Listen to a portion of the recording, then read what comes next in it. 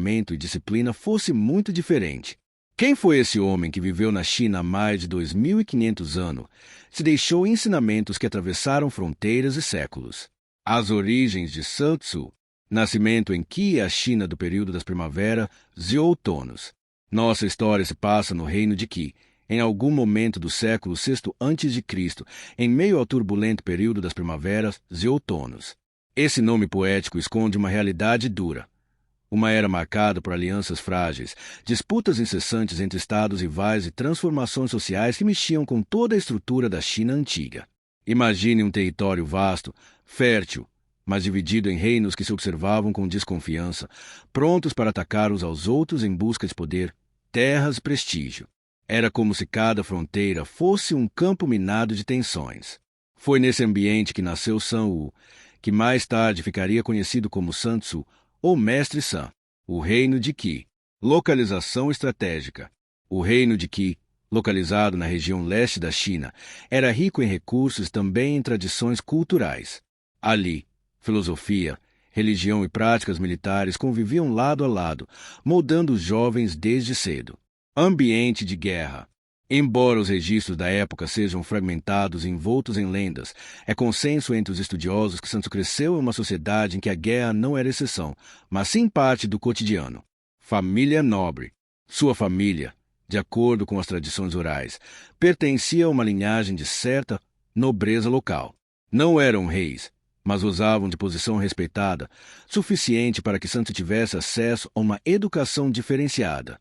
A formação de Sun Tzu, o pai, homem ligado à administração e à guerra, transmitiu ao filho valores de disciplina e a percepção de que o destino de um povo podia mudar em questão de dias, dependendo das decisões de seus líderes.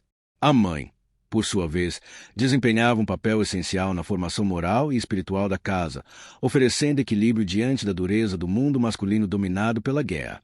É interessante pensar que, mesmo em tempos tão violentos, a influência materna era vista como um contraponto necessário, capaz de inspirar compaixão e humanidade. O jovem Sun cresceu, portanto, em um ambiente onde a espada e o pincel tinham o mesmo valor. Ele aprendeu a ler os antigos textos chineses que registravam desde as lendas fundadoras até as regras de conduta social. Essa formação literária foi fundamental, pois permitiu que ele não apenas absorvesse a tradição de seu povo, mas também que refletisse sobre ela. Em paralelo, recebia treinamento militar básico, manejo de armas, disciplina de tropas e as regras do combate corpo a corpo. Era a preparação de alguém que mais tarde combinaria raciocínio filosófico com a prática da guerra. A influência do ambiente. O reino de Qi, onde nasceu, tinha uma posição estratégica. Situado próximo ao mar, era um ponto de comércio e intercâmbio cultural. Mercadores traziam novidades de terras distantes e viajantes compartilhavam histórias de outros povos. Essa abertura ajudava a formar uma mentalidade mais ampla nos jovens, que cresciam atentos ao fato de que o mundo não terminava nas muralhas de seu reino. Sun Tzu certamente escutava essas histórias com curiosidade e absorvia a percepção de que a vida era muito maior do que as batalhas imediatas que o cercavam. A realidade da guerra na China antiga. Rivalidades letais. Agora imagine. Enquanto no Brasil atual falamos de rivalidade entre times de futebol, na China antiga as rivalidades eram literais guerras que poderiam definir a sobrevivência de um povo inteiro. Vida ou morte. Se hoje torcedores se exaltam nas arquibancadas do Maracanã ou do Morumbi, naquela época os jovens eram preparados para estar em um campo de batalha real, onde o resultado não era um placar, mas sim a vida ou a morte. Formação estratégica. Essa comparação ajuda a entender a intensidade do ambiente em que Sun Tzu nasceu e cresceu. A paisagem também tinha seu peso. Rios extensos, florestas densas e montanhas serviam de muralhas naturais. Esse cenário ensinava a importância da geografia na vida humana. A natureza podia ser aliada ou inimiga, e isso marcaria profundamente o pensamento de Sun Tzu, que mais tarde veria no terreno um elemento essencial para vencer batalhas. Cada curva de rio, cada colina poderia significar vantagem ou desvantagem estratégica. O período das primaveras e outonos. O período das primaveras e outonos recebeu esse nome porque os anais históricos da época eram divididos em registros sazonais, destacando os eventos mais importantes de cada estação. Mas, ironicamente, pouco havia de poético naquela realidade. As guerras eram constantes. Os reis se proclamavam protetores do povo, mas muitas vezes arrastavam milhares de camponeses para conflitos intermináveis. Sun Tzu cresceu com essa percepção amarga. A guerra era inevitável, mas precisava ser conduzida com sabedoria. Afinal, um comandante insensato podia destruir não apenas o inimigo, mas também o próprio povo. A formação do caráter. Silêncio e observação. Esse ambiente moldou o caráter de Sun Tzu. Ele aprendeu cedo que o silêncio podia ser mais forte do que o grito, que a observação atenta valia mais do que a pressa, e que a disciplina era a chave para resistir ao caos. Valores universais. São valores que parecem universais. No Brasil de hoje, quantas vezes não vemos famílias enfrentando dificuldades financeiras ou políticas, e só a disciplina e a visão estratégica conseguem manter a esperança viva? Visão estratégica. Da mesma forma, na China antiga, a visão estratégica era a diferença entre prosperar e desaparecer. Ao longo da infância e juventude, Sun Tzu se destacou por sua inteligência e por uma capacidade de observar o mundo que ia além do óbvio. Enquanto muitos jovens se deixavam levar pela impulsividade, ele buscava entender os motivos por trás das ações. Não era apenas curioso, era reflexivo. Essa característica faria dele, no futuro, não apenas um guerreiro, mas um pensador da guerra, mas um mestre que enxergava a guerra não como um fim, mas como um meio para preservar a ordem e a paz. Uma visão diferenciada. O que se pode imaginar é que, ao olhar o céu estrelado da planície de Qi, Sun Tzu talvez refletisse sobre seu lugar naquele mundo agitado. Ele via os exércitos marchando, as famílias temendo o futuro e os reis disputando o poder. E, em silêncio, começava a construir uma visão própria, algo que o diferenciaria. Porque para ele a guerra não deveria ser apenas uma luta de espadas, mas sim um jogo de inteligências, um desafio de paciência, um campo em que o mais sábio triunfaria sobre o mais forte. E assim, no coração do reino de Qi, nasceu um menino destinado a se tornar lenda. Sua infância não foi diferente da de muitos outros da época, mas sua forma de enxergar o mundo seria única. Ele aprenderia a combinar disciplina militar, reflexão filosófica e percepção aguda da natureza humana, e essa combinação levaria a escrever uma das obras mais influentes de todos os tempos. A Juventude de Sun Tzu. Educação equilibrada. Depois de nascer em Qi e crescer em meio à instabilidade política das primaveras e outonos, Sun carregava consigo não apenas a herança de sua terra natal, mas também a responsabilidade de um sobrenome respeitado. Na casa de Sun Tzu, a educação não era apenas uma questão de leitura e escrita. A cultura chinesa da época valorizava intensamente o equilíbrio entre mente e corpo. Treinamento físico. O jovem menino, ainda na infância, recebia instruções formais sobre como interpretar os clássicos chineses. Ao mesmo tempo, havia um treinamento físico constante. Não era incomum que meninos de famílias com alguma posição fossem instruídos no manejo de armas básicas, como a lança e o arco. A habilidade de montar a cavalo também era essencial, pois os exércitos chineses dependiam muito da mobilidade de suas tropas. Assim, a juventude de Sun foi marcada por uma rotina dupla. Pela manhã, estudos das palavras e ideias. À tarde, prática de exercícios e treinamentos militares. Esse equilíbrio entre o literário e o marcial se assemelha a algo que no Brasil atual pode ser comparado ao jovem que frequenta a escola, mas que também é incentivado a praticar esportes. A influência familiar. O papel do pai. A família também desempenhava um papel fundamental. O pai, com sua experiência administrativa, transmitia ao jovem a importância da ordem e da disciplina, mostrando que um comandante deveria sempre pensar no bem maior. A influência da mãe. Já a mãe, com sua visão cuidadosa, ensinava-lhe a empatia e o senso de humanidade. Essa combinação o ajudaria a formar uma perspectiva equilibrada. Um líder devia ser firme, mas também justo. Um general que tratasse mal seus soldados poderia perder batalhas sem sequer pisar no campo de guerra. Além da família imediata, a juventude de Sun foi influenciada por mestres e tutores que pertenciam à tradição intelectual da época. É provável que ele tenha tido contato com ensinamentos confucionistas que destacavam a importância da moralidade, da hierarquia social e da retidão no governo. Também é possível que tivesse ouvido ecos do pensamento taoísta, que pregava o equilíbrio com a natureza, a busca pela harmonia e a valorização do silêncio e da contemplação. O treinamento militar.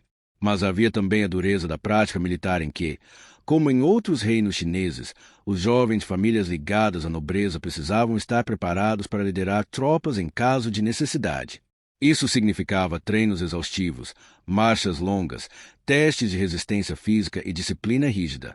Sun aprendeu que o corpo humano tinha limites, mas também que a mente era capaz de superá-los quando bem treinada. Essa compreensão acompanharia para sempre. A força física de um soldado podia ser decisiva, mas a clareza mental de um comandante era a verdadeira chave da vitória. Ele também observava os rituais militares da época, desfiles, cerimônias de preparação para a guerra, sacrifícios aos deuses antes das batalhas. Tudo isso fazia parte da vida de um jovem que crescia com o peso da responsabilidade de proteger seu povo. Histórias e exemplos, rituais e cerimônias. É interessante pensar como esses rituais se assemelham em parte às cerimônias cívicas que temos no Brasil. Assim como hoje estudantes participam de desfiles de 7 de setembro, naquela época os jovens assistiam a desfiles militares que reforçavam o orgulho do reino e a lealdade aos líderes. Grandes generais. Durante essa fase, Sun também foi marcado por histórias e exemplos de grandes generais. Ouvia relatos sobre comandantes que haviam conquistado vitórias impressionantes graças à astúcia e não apenas à força bruta. Esses relatos o fascinavam. Era como se cada história revelasse uma lição prática. Lições da natureza. Há quem diga que Sun, ainda jovem, já observava o comportamento dos animais, como pássaros que atacavam em bando ou predadores que esperavam pacientemente pela presa. Esses exemplos da natureza serviam como metáforas para pensar estratégias humanas, a paciência de um tigre, o voo sincronizado de patos selvagens, a astúcia da serpente. Preparação para o conflito. Se a disciplina militar e o estudo dos clássicos formavam a base de sua juventude, havia também convívio com a instabilidade política que cercava o reino. Desde cedo, Sun Tzu entendia que sua geração viveria em tempo de conflito. As guerras entre os estados eram tão frequentes que as famílias precisavam estar sempre preparadas para perdas repentinas. Esse ambiente instável fortalecia ainda mais sua convicção de que o preparo mental era tão importante quanto o físico. Curiosamente, ao olhar para essa juventude de Sun Tzu, é possível fazer uma reflexão brasileira. No nosso cotidiano, quantas vezes jovens também precisam enfrentar a adversidade cedo demais, seja pela desigualdade social, pela violência urbana ou mesmo pela luta por espaço no mercado de trabalho. Muitos acabam desenvolvendo uma maturidade precoce. Assim como Sun Tzu, aprendem desde cedo que planejar, observar e agir com cautela podem ser fatores decisivos para sobreviver e prosperar. As influências filosóficas. Taoísmo. O taoísmo, inspirado por Lao Tzu, pregava a harmonia com a natureza, a importância do equilíbrio e a valorização das suavidades sobre a força bruta. Confucionismo. O confucionismo, associado ao pensador Confúcio, enfatizava a ordem social, a moralidade e a disciplina como pilares da vida em comunidade. Síntese própria. Esses dois caminhos, aparentemente distintos, formaram em Sun Tzu uma visão peculiar. Ele não rejeitou nenhum deles, mas os combinou, criando uma síntese própria que moldaria sua filosofia da guerra. Flexibilidade. O taoísmo mostrou-lhe que a vida era feita de fluxos e mudanças constantes. O rio que contorna a pedra, a árvore que se curva com o vento, a montanha que permanece imóvel diante das tempestades. Essa percepção daria origem a um de seus princípios mais famosos, a flexibilidade. É curioso pensar como essas ideias dialogam com situações modernas no Brasil. Por exemplo, quando um empresário precisa lidar com crises econômicas, muitas vezes a rigidez pode levá-lo ao fracasso.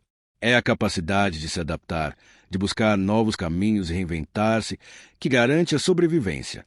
A chegada ao reino de Wu. Enquanto crescia em Qi, Sun Tzu desenvolvia sua mente com filosofia, observação e disciplina, mas o destino levaria para além das fronteiras de seu reino natal. A China daquela época era marcada por disputas constantes, e quem tivesse talento, cedo ou tarde, chamaria a atenção de algum governante em busca de vantagem militar. Foi assim que Sun Wu chegou ao reino de Wu, localizado ao sul, às margens do rio Yangtze. Esse deslocamento marcaria a virada em sua vida, transformando de jovem estudioso em estrategista reconhecido. O reino de Wu não era um dos mais poderosos entre os estados chineses, mas estava em ascensão.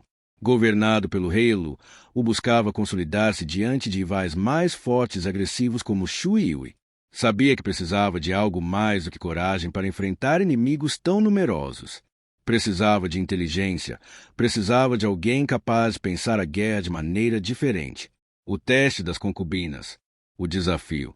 Reza a tradição que, para testar a competência de Sun Wu, o rei Lu deu-lhe uma tarefa quase impossível: transformar um grupo de concubinas do palácio em soldados treinados.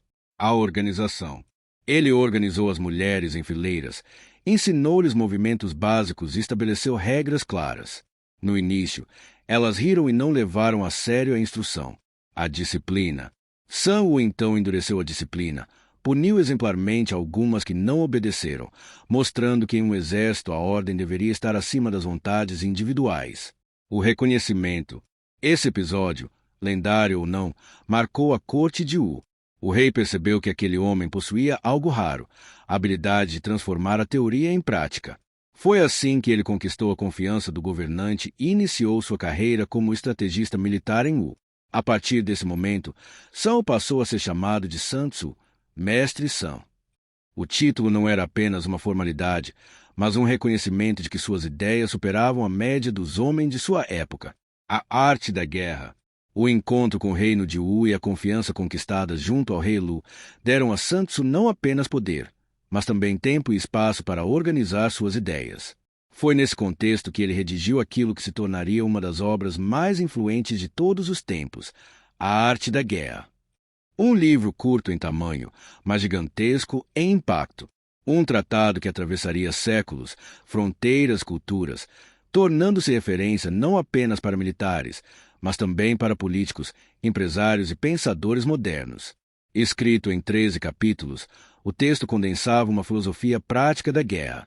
Não era uma coleção de relatos de batalhas passadas, nem uma descrição de armas ou técnicas específicas. O que Sun Tzu fez foi muito mais profundo. Ele organizou princípios universais que poderiam ser aplicados em qualquer tempo e lugar. Os princípios fundamentais. Vencer antes de começar. Um dos fundamentos mais marcantes de sua obra era a ideia de que a guerra deveria ser vencida antes mesmo de começar. O general sábio, dizia Sun Tzu, era aquele que preparava o terreno, conhecia o inimigo, calculava os riscos e evitava batalhas desnecessárias. Conhecimento. Conheça a si mesmo e conheça o inimigo, e em 100 batalhas nunca será derrotado. Essa máxima, tantas vezes repetida ao longo da história, nasceu na arte da guerra. Conhecer a si mesmo significava compreender as forças e fraquezas do próprio exército. Flexibilidade. A obra também destacava o valor da flexibilidade. Assim como a água molda seu caminho conforme o terreno, um exército deveria se adaptar às circunstâncias, mudar de posição, recuar quando necessário, avançar no momento certo. Moral das tropas. Outro ponto inovador foi a importância dada à moral das tropas. Sun Tzu sabia que soldados cansados, famintos ou desmoralizados dificilmente venceriam, por mais bem armados que estivessem. Espionagem. Sun Tzu dedicou um capítulo inteiro ao uso da espionagem, mostrando como a informação era tão ou mais valiosa do que a força bruta. Saber o que o inimigo planejava, conhecer seus movimentos e infiltrar agentes em suas fileiras podia decidir batalhas sem que fosse preciso derramar sangue. O legado eterno. Interessante notar como esses princípios atravessaram o tempo e chegaram até nós. Hoje, no Brasil, empresários utilizam as ideias de Sun Tzu para enfrentar concorrentes no mercado, políticos citam suas máximas em campanhas eleitorais, treinadores de futebol se inspiram em seus conceitos para organizar equipes. Tudo porque a arte da guerra não fala apenas de espadas e lanças, mas de estratégia, disciplina e adaptação. Ao escrever sua obra, Sun Tzu não imaginava que ela sobreviveria por mais de 2 milênios. Seu objetivo imediato era fornecer ao reino de um guia prático para enfrentar adversários maiores e mais poderosos. Mas, ao sintetizar suas ideias de forma tão clara, acabou criando um texto universal. No Brasil moderno, é comum ouvir que conhecimento é poder. Sun Tzu diria que conhecimento é vitória. Sua obra nos convida a pensar não apenas em como enfrentar batalhas, mas em como evitá-las, como preparar-se para elas e, principalmente, como vencer sem destruir. É por isso que, mais de 25 séculos depois, ainda lemos ainda citamos e ainda aplicamos.